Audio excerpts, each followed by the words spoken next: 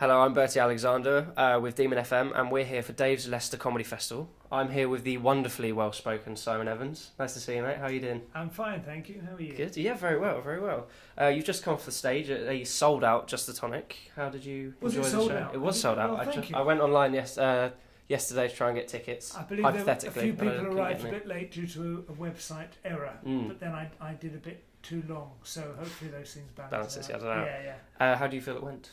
I was really pleased actually. I did this show for the Edinburgh Festival Leicester, and that was in August, of course, last year. And I didn't tour it immediately afterwards. I've done a couple of dates in January, but I was worried it might be a bit rusty. But it's funny how it all flows when you start doing it again. I've read somewhere that people with various sort of brain damage that renders them unable to speak or function socially or in various ways.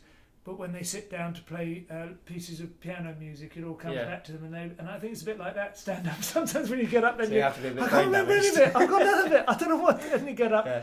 and it just one thing. There's like if you do get knocked off, it could be difficult. You could miss a section out, but it all came back to me, thankfully. That's cool. So you were performing your show entitled Leiched. Do you give us a little hint at the kind of subject matter you were covering? Well, the title is a sort of reference to dog ownership, which was the main sort of theme of it, but it was also supposed to be a kind of pun on, well, not, I don't know what the word would be, but it, shows, stand-up comedy shows and rock and roll shows and so on, they talk about people being unleashed, and it's a kind of, I hope, a sort of wry comment on my whole, not just the show, but my whole style, which is quite leashed. I am quite restrained, and I think, I hope that I find the amusement to be had from being a little bit restrained in that respect. Biting your tongue can be funnier than speaking your mind sometimes. So you haven't thrown many TVs out of hotel windows then? No, I haven't, I'm afraid, or driven anything into a pool. No. Rolls Royces into a swimming pool. Although, funny enough, when you're on the road, I never used to understand that at all, but I do sort of understand the desire to deface hotel property. It's very hard to explain to people who probably, have only ever stayed in hotels on holiday and think it's a nice thing to do, just how utterly soul-destroying it can be, 4 or 5 on the trot, one after another. And I'm in my 40s, God knows what it would do to a 20-year-old. So I have some sympathy for Keith Moon. A little query. Yeah. From one relatively posh fellow to another. Oh, are you? I'd say so. Home counties, Bucks, that sort of area. Yeah. Is it scone or scone? Oh God, I never touched them, to be honest. No, so it just doesn't arise. Little baking pun there as well. Can't help myself. Interesting. I think I'd probably gravitate towards scone, but yeah. See, I would as well, but I think I think that's one of those. I think that may have run its course. That dilemma, scone now. The thing that really kills me now, my children go to a fee-paying school, which I have to blame myself for, because I presented a sort of, as you put it bluntly, posh persona on stage, which I think my wife took at face value, agreed to marry me, and then discovered that I'm not remotely posh at all, and I'm much more about mosh pits than I am about historically that's been who I prefer to think of myself as being. Yeah. But I created a sort of stage persona that kind of does wash back into my real life at times. So I've ended up with children at fee-paying school, and yet they talk like Australians. It's that whole idea of being posh in a home county school. Is they all talk like that. Because of the the upward inflection at the end, that winds me up. And I got this bag, and it's got this cat, and the cat's got with. I'm paying hundreds of pounds a week for your education, and you talk like you're on Home and Away. It's so scone and scone is a minor concern now compared to just learning the basic rules of rhythm and tonal inflection. When you're not performing stand-up, I understand you do a lot of comedy writing as well. No, not much. No, less than I used to. I think this is slightly outdated. I often get asked that question, but I did a few years of it a few years ago when the children were small, and I tried to avoid touring and stuff because it was hard to leave my wife to deal with them on their own. But no, I'm not. I wouldn't call that a significant string to my bow these days.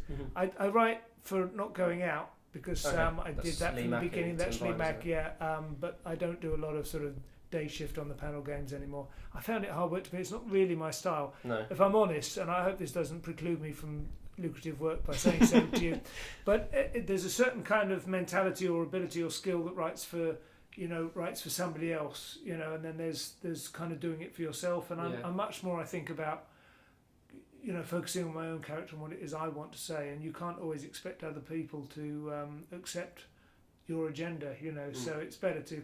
And also, I wrote, among others, for Sean Locke on a TV show a few years ago. And then I went to see him live, and he's a great comic, Sean, and a good friend as well. And this is not remotely a criticism.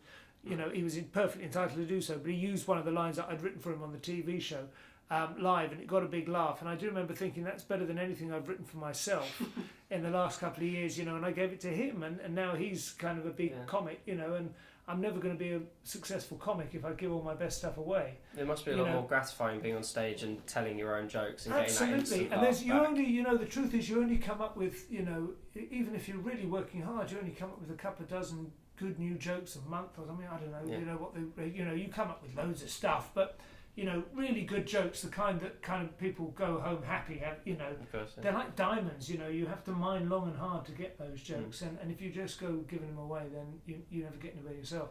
So I decided that it was either them or me, and I decided it would be better if it was me. Fair enough.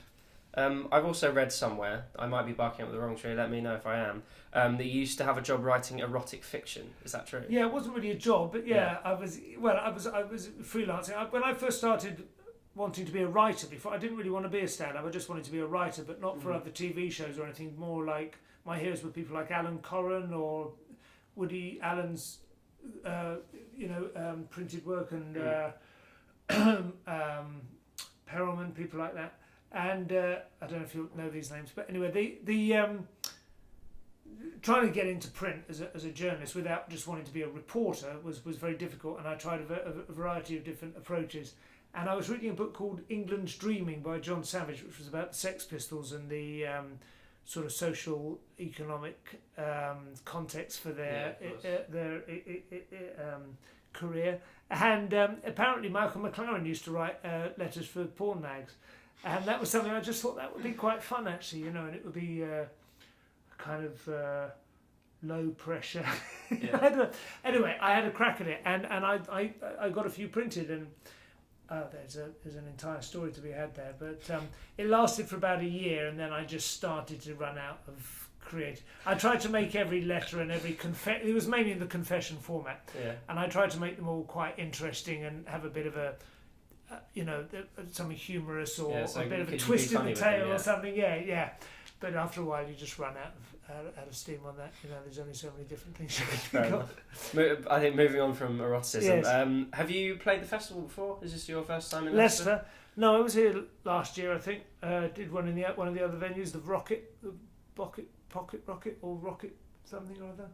I don't know, another venue in Leicester anyway. Somewhere. I've done I think at least one other Leicester festival, but it's building in size, isn't it? Or it has. It's quite a significant festival. But obviously, I've played Leicester loads of times. I was here not long ago, just playing a gig. And as I mentioned on stage tonight, I think I was here for the opening night of this venue when it was a Jongleurs. Okay. Prior to that, I think it had been a sort of boutique abattoir or something. But that sounds about right.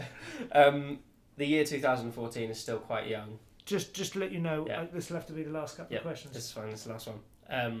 2014 is still quite young. What's coming up for you for the rest of the year? Well, I'm in a David Baddiel penned sitcom, which we're shooting next week. That's a pilot for Channel 4, but I've got a good feeling about it. It's got some great talent. Dave Lamb and Sarah Alexander are the leads, and it's very funny. So I'm excited about that. I'm a kind of weird, erratic, irascible, eccentric neighbour. A little bit like Angus Dayton in One Foot in the Grave, but more like he was the reasonable one to Meldrew. It's the other way around. but kind of, neighbour anyway. And so that's good. I've also fronting an economics show on Radio 4, which I've got to try and make economics funny and entertaining and interesting, which is something I've pitched to them and said I can do. And now, of course, faced with the responsibility to actually deliver, I'm a good deal less confident. But I think if I can do it, it's actually, I say it's economics. It's more about investment. Actually, it's about making your money work for you, which is a thing that is almost always the driest and most boring subject that Radio 4 ever approaches. And I'm convinced we can make it funny. So we'll be talking about buying property or buying gold or investing in oil or buying shares or all that kind of stuff, and being quite grown up, because I'm 48 now and I need to work out how I can continue to earn without actually doing anything. I'm tired. Fair enough. It sounds like you've got enough on your plate to keep you going. Yeah, hopefully, yes. And then, I'm not doing Edinburgh this year because I think it's only fair that I've done it for the last 2 years and my family miss me. So I'm going to spend the summer with them. Very humble of you. Yes. Oh, nice one. Well, it's been a pleasure talking to you, mate. Thank you very much. Simon Evans, everyone. Cheers. Bye-bye.